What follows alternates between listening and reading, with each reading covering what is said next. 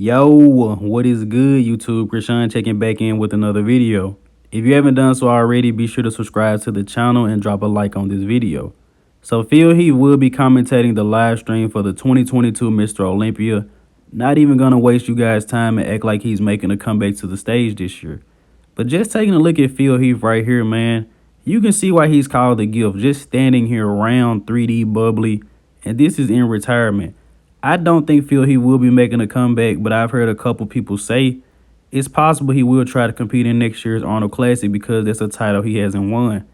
I don't believe that narrative at all, but I'm excited to see Phil actually commentate this live stream. If you guys don't remember, him and Dexter Jackson were actually in and out commentating at the Boston Pro, did a very good job. And I think having guys that are closer to the sport makes this a lot better, you know. I love Sean Ray, man, but sometimes when Sean is commentating, doesn't know some of the guys' names, you know. And we have older people, you know, from the 70s, even the 80s commentate. They just spend the whole time talking about their era. So I believe Phil Heath would be a great person to have. Actually, Phil Heath, Dexter Jackson, Dennis James, incredible.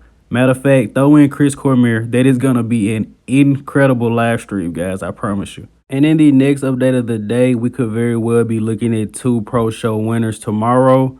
Branch, Chen Kang, as well as Iain Valliere. And actually, Iain, as well as Chris Bumstead, had some high praise for Chen. This guy looks incredible, man. Look at this front double bicep. Waist is small. His quads are just unreal. And I would actually be, you know, interested to know how far is he from hitting his weight cap. This guy is 3D bubbly. Look at the chest. Look at the arm. Man, and I'm excited to see this guy hop on stage. And this was actually taken from the Instagram of Bodybuilders Without Borders. Huge shout out to him. He works around the clock. We can actually see Chen on video. Look at the waist, man. Incredible. And once again, he did say that he's still working with pulling off some water. He was holding a significant amount of water after having to fly to Vancouver. But still looks conditioned here, and I'm pretty sure he'll be ready for stage time tomorrow. These Sunday shows are very, very weird to me, guys, but excited to see this guy hop on stage. And in the next update of the day, this is the latest from Iain Valliere at One Day Out from the Vancouver Pro. Now, if you guys don't know, Iain is a guy that likes to post glute pictures at 1 or 2 days out from every competition. The internet usually goes pretty crazy about them. But Iain is very, very conditioned. I'm pretty sure everyone has him winning this show, and he seems excited to compete. You know, even though it isn't the most stacked lineup, Iain doesn't seem down about it at all. He's still going into this show, you know, with a full head of steam. So very excited to see Iain compete, and hopefully he gets this qualification. Now, speaking of Vancouver, this is the latest from Antoine Vaillant. Antoine is coming in incredibly conditioned. Now, I'm not sure if Antoine actually plans on continuing to compete in bodybuilding or if he was already downsizing and he just decided to hop into this show. But he is coming in extremely conditioned, and I think I had him placed in second in my prediction. So Antoine is a guy that's been through a lot. If you guys don't know, you can go off his YouTube and check him out. You know, he battled with addiction and a bunch of other things. Very strong guy, and just overcoming all this just to hop on the stage. And he is a native of Canada, so I know this probably means a lot to him. Hopefully Antoine is able to nail it and, you know, just bring his best to the stage. And in the next update of the day, this is the latest from Rafael Brandao at about 286 pounds. And if you guys haven't done so already, be sure to like this video and subscribe to the channel. The amount of YouTube videos in Portuguese I have to go through to see content of Rafa and Ramon is honestly crazy. But Rafa does look incredible here. It looks like he's improved a lot in his rear lat spread. This was one of his weaker poses. But you guys have to remember that Rafa is a shape guy, so he isn't going to just look too big and freaky in the offseason. Probably similar to how Brandon Curry would look at a guest posing. Brandon Curry was definitely down in size, but a shape guy isn't going to look as incredible as a mass monster in the offseason, of course. But Rafa is a guy who's just slowly adding on that size. And I believe him, Samson, Charles Griffen, those are probably going to be the three biggest new names for threats at this year's Mr. Olympia. Now, speaking of Charles Griffen, this is the latest from him. And this is also a picture of him and Brett Wilkin put up. Now, it is at a weird angle. Brett is closer to the camera, so Brett does look bigger than Charles. But from what we see here, Brett does seem like he's around the same size, but Charles is a lot more conditioned.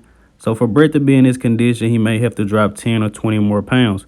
That's just a rough analysis, but Brett actually said he will be competing this year. Charles looks incredible. He's already qualified for the Mr. Olympia. And in the next update of the day, we have more updates from Quinton Eriya ahead of Tampa and Texas. This guy looks pretty good. Now, if Quinton is unable to qualify one of these shows, he's probably going to shut it down and take a little bit of time off to grow because he honestly has everything that he needs. He just needs a little bit more size, especially like from the side, you guys can see it, and from the back, he needs a bit more size. Now, the next update of the day, a more aesthetic guy that I haven't talked about yet, is going to be Marc Hector.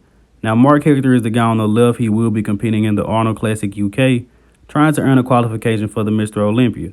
Now, since I've been in the sport, I haven't seen him compete, but he was known as one of the more aesthetic guys prior to, Samson, Rafa, and Regan really hitting their stride. Let me know in the comment section below, what do you guys think about his physique? He will be in the Arnold Classic UK, and could he potentially be a guy that could win that show? Now, in the next update of the day, you are looking at the 3rd place finisher from the Cali Pro and 5th place finisher from the Orlando Pro, Tonio Burton. Now, on the right is him most recently. He is about 2 weeks out from the Chicago Pro. Actually, 1 week out. I think Chicago is next weekend. What do you guys think about this guy's physique? He looks incredible, and I believe with a little bit more size, he is going to have a crazy amount of freak factor. But as we all know, Tonio came up from 212 last year, and the fact that he's holding his own in all of these shows, with this being his really first year as an open pro, is incredible. Just needs a little bit more time, as I was saying about Quinton Eriya, to put on a little bit more size. The guys competing today are pretty big, man, but I think this guy has a pretty bright future. Now, actually switching over to the 212, this is the latest from Kerrith Bajjo. Now, I know we haven't talked about him on the channel before, but this guy has an incredible physique, and he's actually 3.5 weeks out from the Tampa Pro in the 212 division. He won Tampa last year to qualify for the Mr. Olympia. I believe he placed around 8th. He placed like 2 places ahead of Tonio Burton. What do you guys think about this guy's physique? Incredible. 212 isn't really talked about a lot, and when we talk about 212, it's really only Derek Lunsford and Sean Clarita, but there are a lot of great athletes competing in the 212 division. Excited to see Kerrith. Now, the last update of the day is just a brief update from the Atlanta Pro in the women's bodybuilding division. Looks like it's going to be between Michaela Aaycock, who is in the middle in the green, and Leah Denny right to her left in the green, almost looking like a taller version of Michaela. Now, Michaela is one of my favorite female bodybuilders. As you guys can see, not necessarily the best structure or necessarily the tallest, extremely hard-working, muscular, and probably one of the most conditioned athletes in the IFBB as a whole. She has been a bit more conditioned here, but she is still pretty hard.